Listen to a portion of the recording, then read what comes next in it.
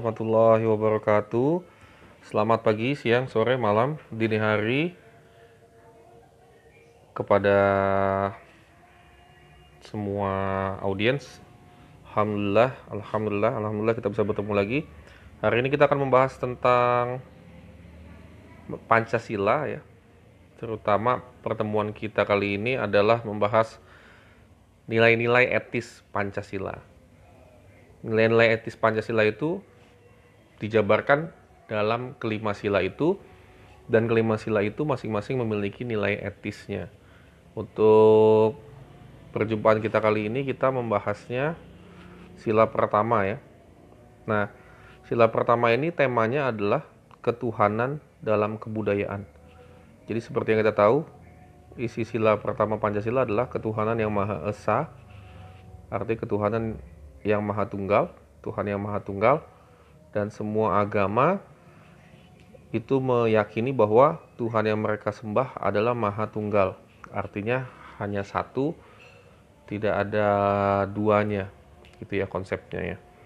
Baik itu Sang Hyang Widi di Hindu penyebutannya, atau Trinitas dalam Kristen, teologi Kristen, maupun Allah Subhanahu wa Ta'ala dalam konsep Islam. Ini yang akan kita bahas, bagaimana konsep Tuhan seperti itu, dan ini ketuhanan ya, jadi sifat ketuhanan dalam kerangka kebudayaan.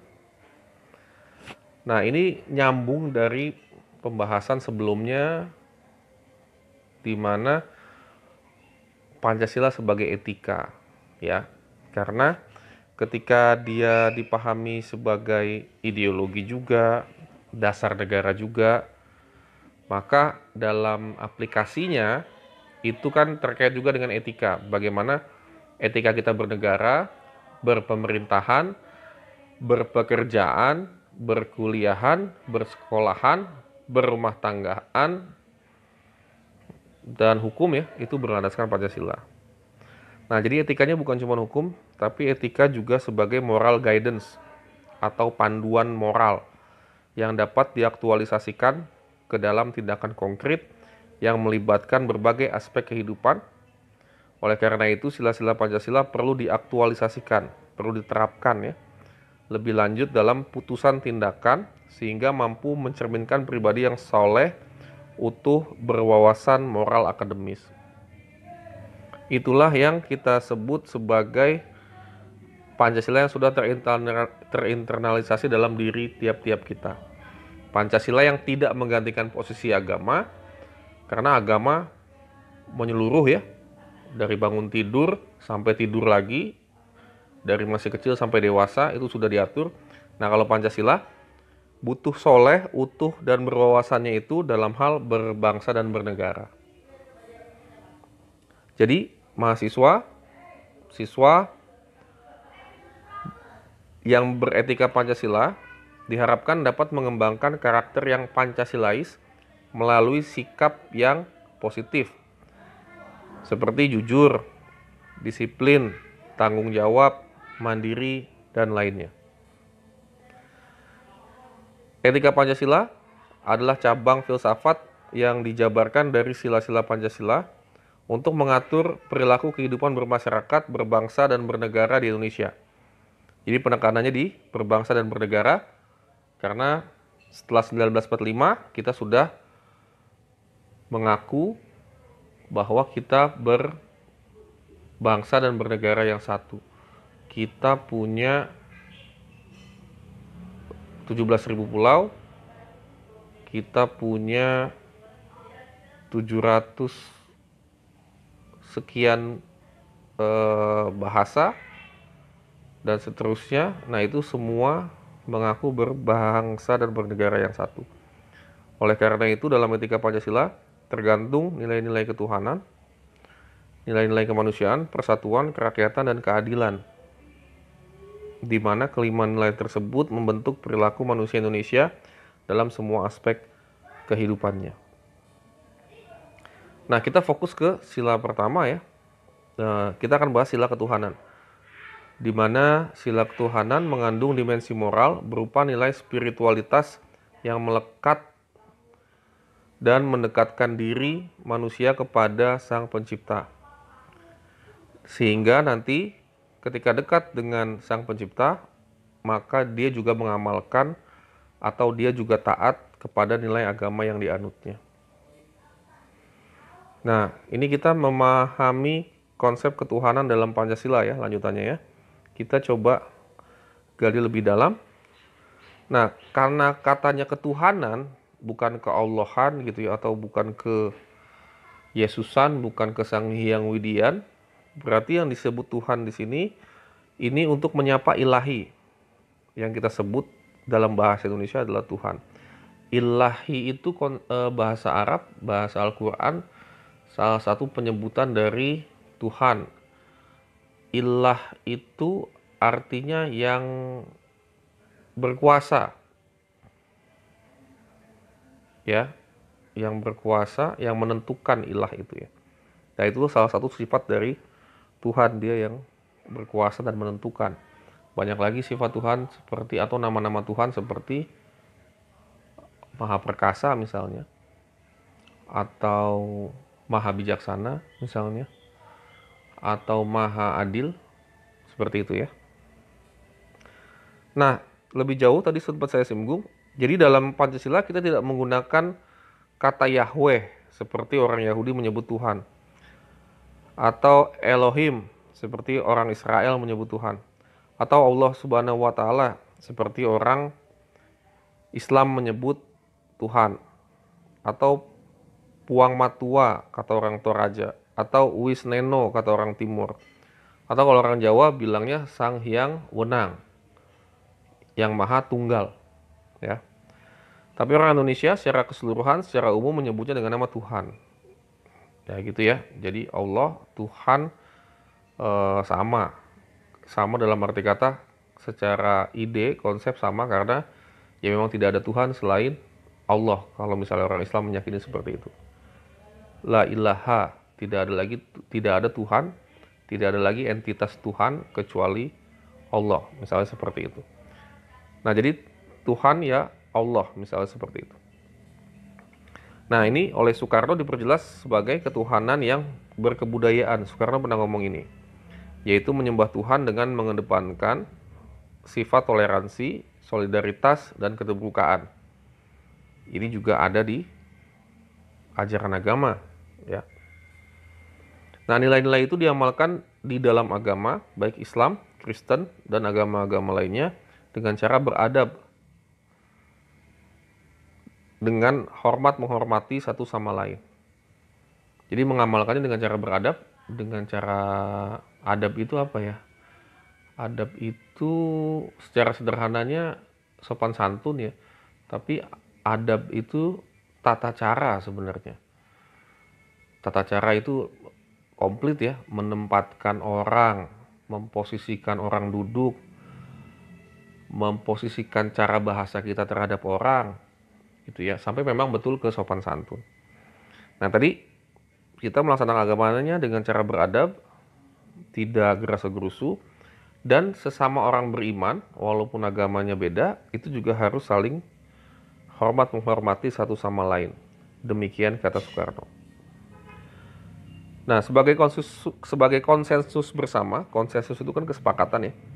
Jadi sebagai kesepakatan bersama, ketuhanan dalam kerangka Pancasila merupakan usaha pencarian titik temu dalam semangat gotong royong untuk menyediakan landasan moral yang kuat bagi kehidupan politik berdasarkan moralitas ketuhanan.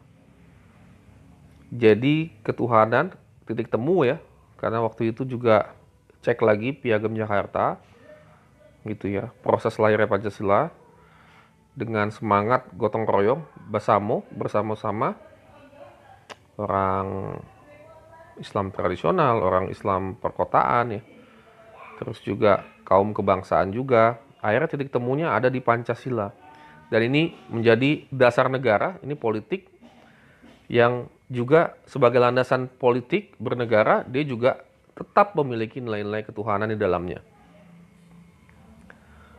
Pretensinya atau kecenderungannya adalah bagaimana yang penting menjadikan nilai-nilai moral ketuhanan sebagai landasan pengelolaan kehidupan publik dalam konteks masyarakat multikultur dan multiagama. Jadi gitu ya, setelah Pancasila disepakati, kan Pancasila itu sila kesatunya beda dengan Piagam Jakarta sila kesatunya. Kalau Piagam Jakarta sila kesatunya ada ketuhanan yang Maha Esa dan kewajiban menjalankan syariat Islam bagi pemeluknya. Sedangkan di Pancasila yang kita pakai ketuhanan Maha Esa tok gitu ya. Nah, itu jadinya secara menyeluruh yang dibahas, yang dirangkul. Nah, terus wujud, tadi kan kata utama dalam materi ini kan wujud ketuhanan yang berkebudayaan. Buk- eh, Bukan wujud Tuhannya ya, tapi wujud kita mengaplikasikan konsep ketuhanan yang berbudaya gitu. Karena budaya dan agama tidak bertentangan gitu ya, mereka saling melengkapi. Misalnya orang Sunda, orang Jawa, orang Batak, salah satu wujudnya ya, salah satu wujud dari ketuhanan yang berkebudayaan atau ketuhanan yang berbudaya adalah misalnya di Indonesia, orang Sunda, orang Jawa, orang Batak, orang Dayak, orang Minahasa, orang Bugis, orang Toraja, orang Maluku, orang Timor, mereka semua merasa nyaman dalam kesetaraan ketika menyebut kata Tuhan. Karena ketika ngomongin Tuhan itu sebagai penyebutan Tuhannya ya orang Indonesia gitu ya. Ngomongin Tuhan yang dimaksud oleh setiap orang Indonesia bahwa Tuhan orang Timur, orang Dayak, orang Batak, ya Tuhan yang Maha Kuasa, dia yang mengatur. Entah keyakinan masing-masing hati, masing-masing rumah, masing-masing keluarga beda-beda, tapi bahwa semua keluarga, semua hati itu meyakini bahwa Tuhannya itu adalah yang Maha Kuasa. Dan semua orang tadi, suku-suku bangsa tadi nyaman menyebut itu. Nah, sila pertama, ketuhanan yang Maha Esa, membentuk identitas campuran yang terbuka untuk menerima semua interpretasi. Juga menjadi simbol bahasa bersama atau common language dan titik temu agama-agama di Indonesia. Gitu ya. Jadi identitas campuran. Jadi kalau nanya orang Buddha, jadi Siddhartha Gautama kan yang mengatur, iya, dia Tuhan kan? Iya, buat orang Buddha seperti itu. Kalau kita tanya orang Bali, jadi Sang Hyang Widi kan yang mengatur. Sang Hyang Widi itu tunggal kan? Satu kan?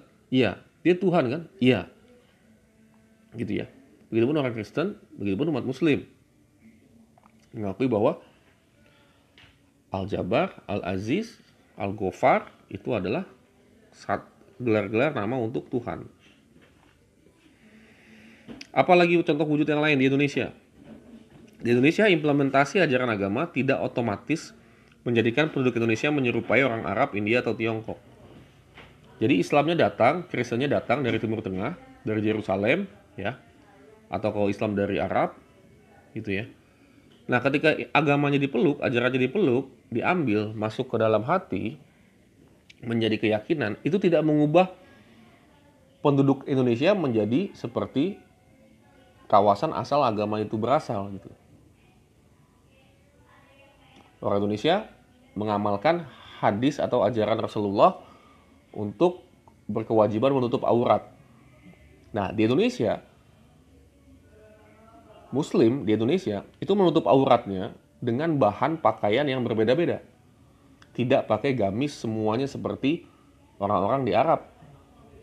Mau rajanya, mau pedagangnya, itu semua kan pakai gamis, pakai baju terusan yang putih, panjang, tipis itu kan. Di Indonesia kayak gitu nggak? Ya nggak semuanya seperti itu, bahkan jarang yang kayak gitu. PNS menutup auratnya dengan baju PNS. Bankir di Jalan Sudirman, Jalan Tamrin menutup pakaiannya dengan kemeja dasi. Begitupun kiai juga ada yang pakai batik, pakai kemeja. Kiai-kiai gontor, ustadz-ustadz gontor, misalnya pesantren gontor. Pakai dasi juga, pakai peci juga. Dan beda dengan orang Arab. Misalnya seperti itu ya pahamnya. Yang Hindu juga tidak jadi seperti India juga. Kasta-kasta yang ada di Bali tidak sekeras aturannya seperti kasta-kasta yang ada di Hindu. Gitu ya. Dan pakaian tanda kutip Muslim di Indonesia, baju koko itu juga punya atau modelnya dari orang Tiongkok.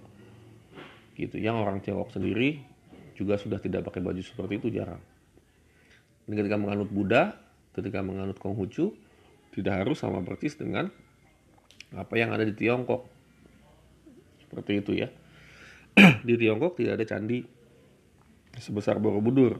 Jadi tidak ada upacara Waisak semegah yang ada di wilayah Magelang ya, di Borobudur berada.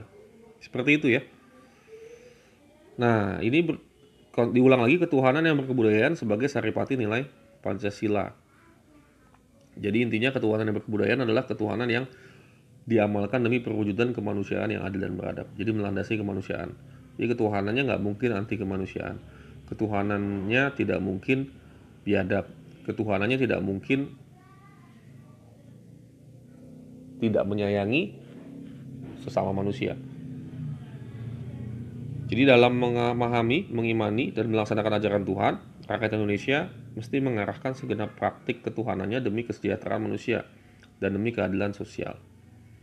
Ketuhanan yang berkebudayaan adalah ketuhanan yang manusiawi. Nah, ini intinya maksudnya.